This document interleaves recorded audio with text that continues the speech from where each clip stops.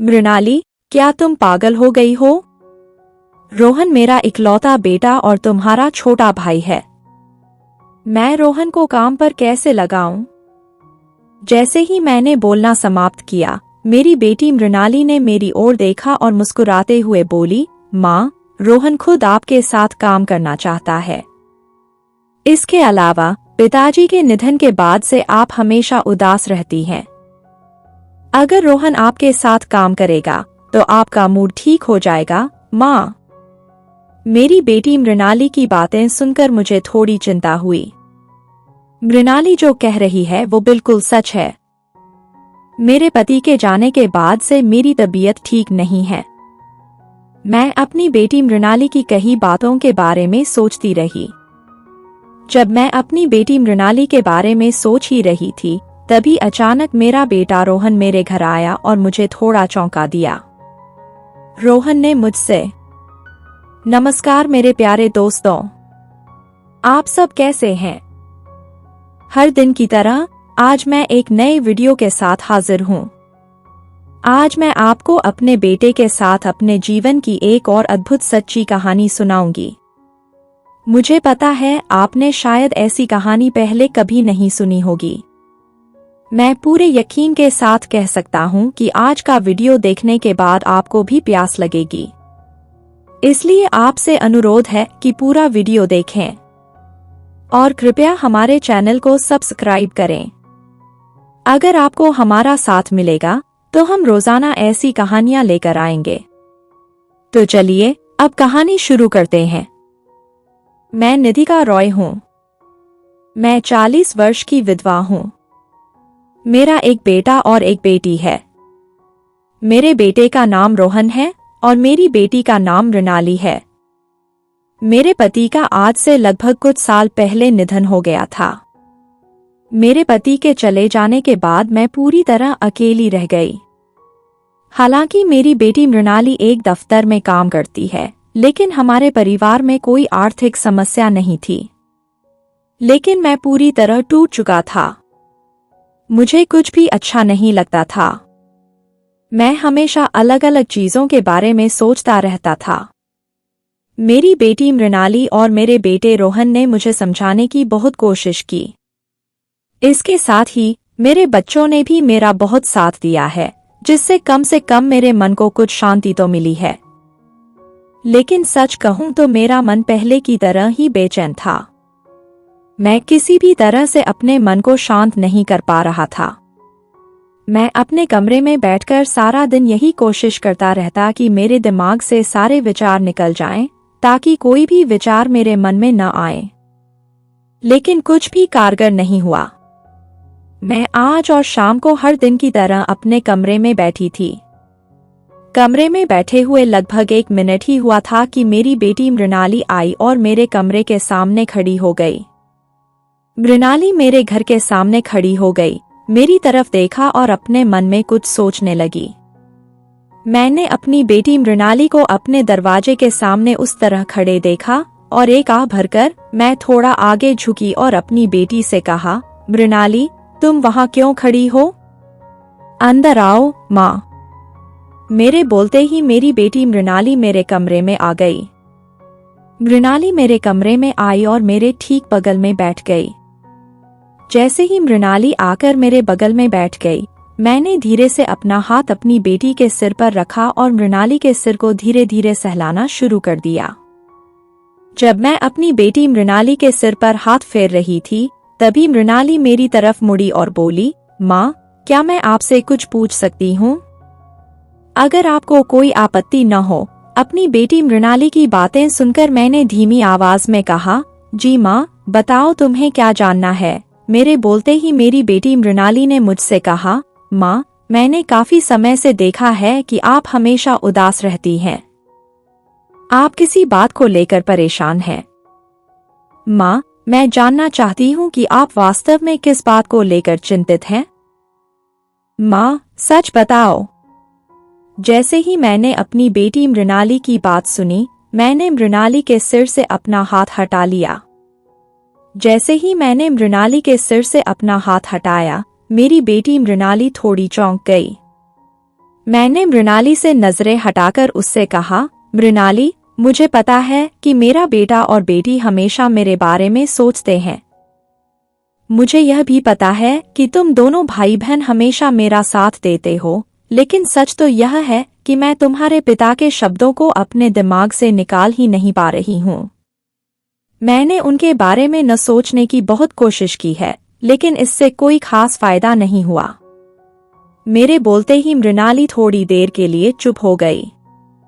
मेरे पति के जाने के बाद मेरी बेटी मृणाली ने इस परिवार की सारी जिम्मेदारियां अपने कंधों पर ले ली, ताकि मुझे इस परिवार की चिंता न करनी पड़े। फिर भी मेरा मन उदास है। यह बात मेरी बेटी मृणाली को बिल्कुल पसंद नहीं है। मृणाली मेरे पास बैठ गई और कुछ देर चुपचाप बैठी रही, फिर मेरी तरफ देखने लगी। मेरी बेटी मृणाली ने मेरी तरफ देखा और धीमी आवाज में बोली, माँ, मैं समझती हूँ कि आप इस समय कैसा महसूस कर रही हैं। इस स्थिति से निकलने के लिए हमें कुछ दिनों के लिए बाहर जाकर लोगों से मिलना चाहिए। माँ, आप और रोहन कुछ दिनों के लिए बाहर चलते हैं। इससे आपको अच्छा लगेगा। वैसे भी सारा दिन इस बंद कमरे में बैठे रहने से आपकी चिंता और बढ़ जाएगी। इसीलिए तो मैं कह रही थी कि हमें कुछ दिनों के लिए बाहर जाना चाहिए। मृणाली की बात सुनकर मेरे मन में भी कुछ विचार आया। मेरा भी घूमने जाने का मन कर रहा है। अपनी बेटी मृणाली की बात सुनकर मैंने मुस्कुराते हुए कहा, ठीक है माँ, जैसा आपने कहा, चलो कुछ दिनों के लिए बाहर चलते हैं और घूमते फिरते हैं। मेरी बात सुनकर मृणाली बेहद खुश हो गई। मृणाली खुश थी और मेरे साथ बैठकर कुछ देर और बातें करती रही। मैं भी अपनी बेटी के साथ बैठकर कुछ देर और बातें करती रही। कुछ देर मृणाली के मेरे साथ बैठकर बातें करने के बाद वह मेरे कमरे से चली गई। मृणाली के मेरे कमरे से चले जाने के बाद मैं भी अपनी सीट से उठी और खाना बनाने के लिए रसोई में चली गई। रसोई में आकर मैंने खाना बनाना शुरू किया। लगभग 30 मिनट तक खाना बनाते बनाते अचानक मुझे अपने बेटे और बेटी के हंसने की आवाज सुनाई दी। अपने बेटे और बेटी की हंसी सुनकर मैं थोड़ा हैरान रह गया। मुझे समझ नहीं आया कि मेरा बेटा रोहन और बेटी मृणाली अचानक इतनी जोर से क्यों हंस रहे थे। मैंने खाना बनाना बंद कर दिया और उनकी हंसी को ध्यान से सुनने की कोशिश की, लेकिन मुझे कोई और आवाज सुनाई नहीं दी।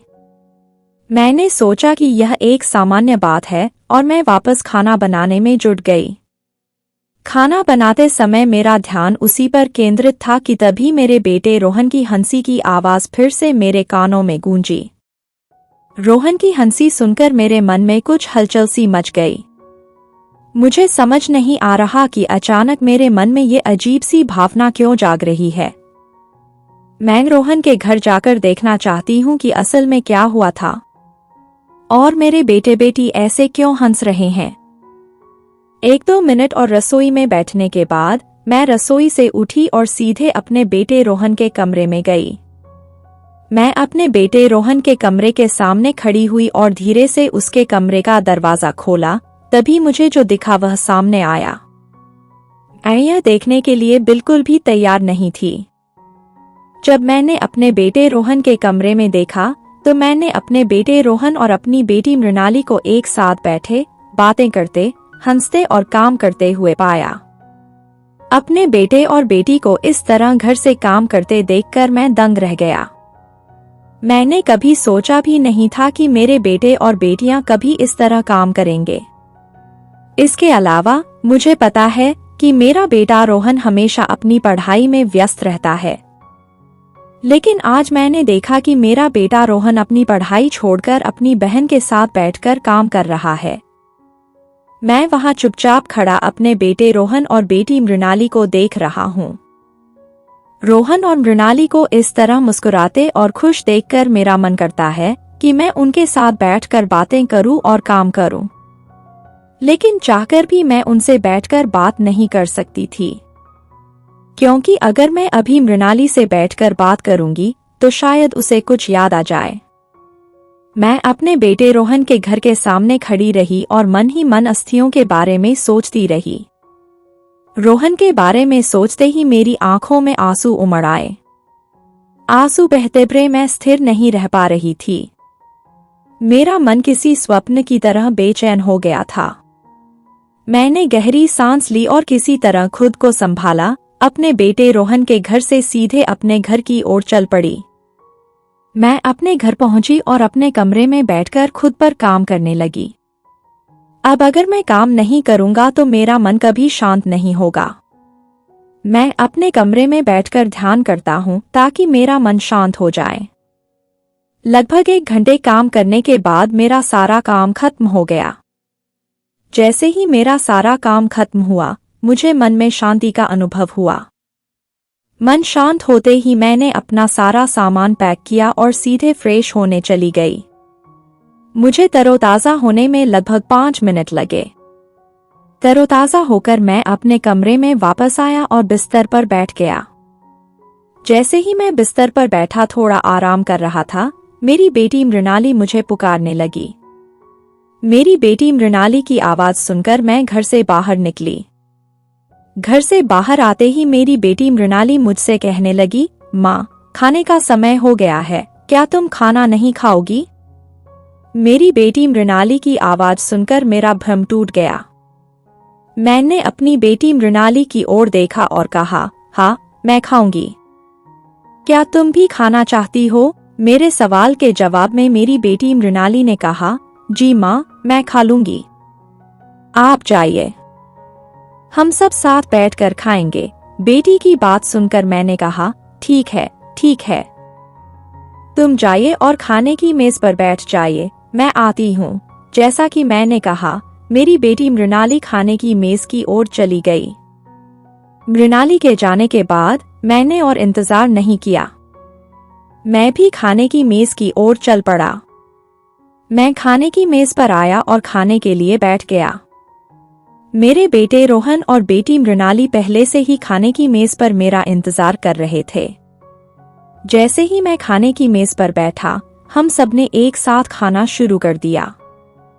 मैं खाना खा रही हूँ और तिरछी निगाहों से अपनी बेटी और बेटे को देख रही हूँ। मेरी बेटी मृणाली और बेटा रोहन खाने की मेज पर बैठे बातें कर रहे हैं। मैं उन्हें देख रही हूँ और उनकी बातचीत समझने की कोशिश कर रही हूँ। काफी देर तक खाना खाने के बाद मैं खाने की मेज से उठ गया। मेरे अचानक उठने पर मेरे बेटे रोहन ने मुझे थोड़ा अजीब नजरों से देखा। मेरे बेटे रोहन ने मुझे थोड़ा अजीब नजर से देखा और पूछा, माँ, आप अचानक क्यों उठ गईं? उठने से पहले आपको अपना खाना खत्म कर लेना चाहिए था। अपने बेटे रोहन की बातें सुनकर मैंने उससे कुछ भारी स्वर में कहा, तुम्हें मेरे खाने की चिंता करने की जरूरत नहीं है। तुम अपना खाना खाओ, मुझे अब खाने की इच्छा नहीं हो रही है। इतना कहकर मैं खाने की मेज से उठी और सीधे अपने कमरे में चली गई। मेरे बेटे रोहन और बेटी मृणाली मुझे इतनी जोर से उठते हुए और मेरे मुंह से निकले शब्दों को सुनकर चौंक गए। मेरे बच्चों को शायद मेरे कठोर शब्दों का असली कारण समझ नहीं आया होगा। मैं अपने कमरे में लौट आया और बिस्तर पर बैठकर अपने बेटे रोहन के बारे में सोचने लगा।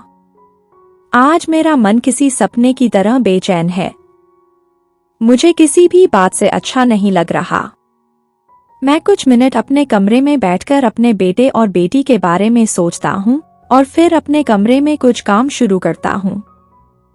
मैं अपने कमरे में कुछ और मिनटों तक काम कर रहा था कि अचानक मेरी बेटी मृणाली मेरे कमरे में आ गई। मृणाली ने मेरे कमरे में आकर मुझे ध्यानमग्न अवस्था में काम करते हुए देखा और मुझसे कहा, माँ, मुझे पता है कि रोहन और मुझे साथ काम करते और बातें करते देखकर आपको गर्व हुआ होगा। वैसे भी पापा के जाने के बाद से आप हमेशा उदास रहती हैं। तो मैंने कहा, माँ, क्या मुझे रोहन को फोन करना चाहिए? रोहन ने कहा, दरअसल अगर हम तीनों साथ बैठकर बात करें और काम करें तो तुम्हारा दिमाग बेहतर हो जाएगा। अपनी बेटी मृणाली की बातें सुनकर मैं थोड़ा हैरान हुआ और बोला, मृणाली, क्या तुम पागल हो गई हो?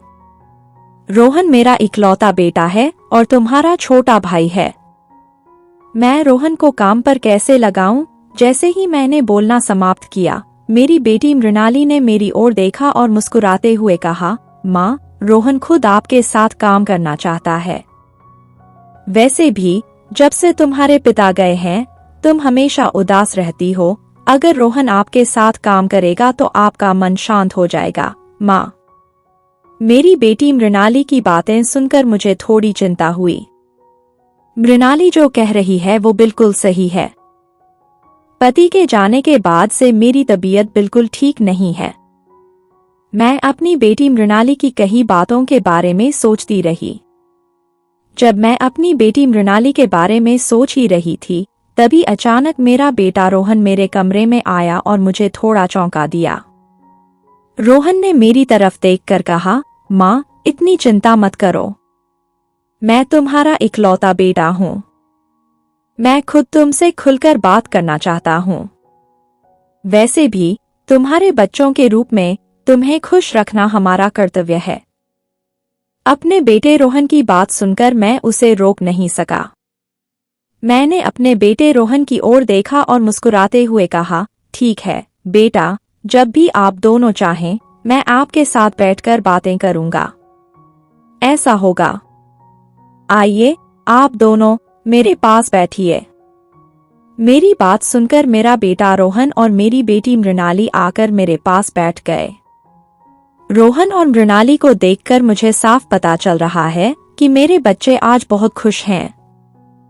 और सच कहूँ तो मैं भी बहुत खुश हूँ। यह सोचकर कि आज मैं अपने बच्चों से खुलकर बात कर पाऊंगी और उनसे गपशप कर पाऊंगी, जो मैं कभी नहीं कर सकती थी। फिर क्या, मैं अपने बेटे और बेटी के साथ बैठी और काम करती रही, बातें करती रही। रोहन और मृणाली के साथ बातें और काम करते करते मेरे मन से पति का ख्याल पूरी तरह गायब हो गया। आज मेरे मन में एक अजीब सी शांति का अनुभव हो रहा है। मैं हमेशा अपने बेटे और बेटी से खुलकर बातें करना और उनसे बातचीत करना चाहता हूँ। रोहन और मृणाली से बात करने से मेरा मन तुरंत सुकून से भर गया। इसके अलावा रोहन और मृणाली जैसे बच्चे होने पर क्या कोई माँ दुखी हो सकती है। मैं रोहन और मृणाली जैसे दो बच्चों की माँ बनकर बहुत खुश हूँ। तो दोस्तों, यह मेरे जीवन की एक सच्ची कहानी थी जो मैंने अपने बेटे के साथ बिताई। आज की कहानी आपको कैसी लगी मुझे कमेंट्स में जरूर बताएं। प्यारे दोस्तों, आज का वीडियो यहीं समाप्त होता है। अगर आपको हमारा वीडियो पसंद आया तो कृपया इसे लाइक करें और चैनल को सब्सक्राइब करें। आज के लिए अलविदा। कल एक नए वीडियो के साथ मिलते हैं। तब तक सभी स्वस्थ रहें। धन्यवाद।